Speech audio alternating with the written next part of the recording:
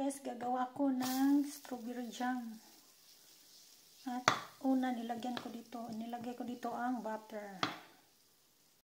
So, i-melt lang natin siya guys, ang butter.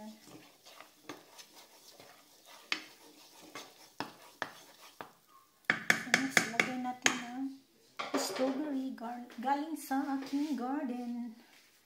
So, marami na kasi guys, kaya nilagay ko ito. Strawberry jam.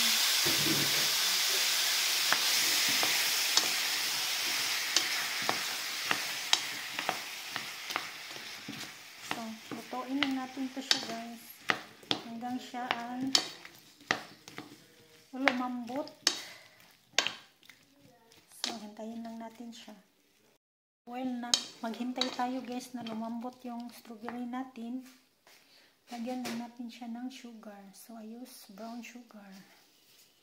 So feel ko lang na mas healthy ang brown sugar kasi median siya sa sugar cane ang brown sugar. So, I use brown sugar guys instead of white sugar.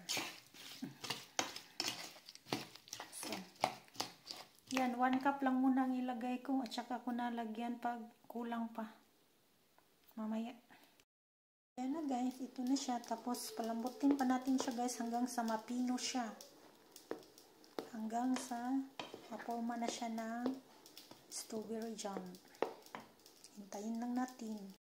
So, ito na yung strawberry jam ko guys. Luto na siya. Tapos na siya guys. At yung 1 cup na sugar na nilagay ko guys, sakto lang siya. Sakto lang ang tamis.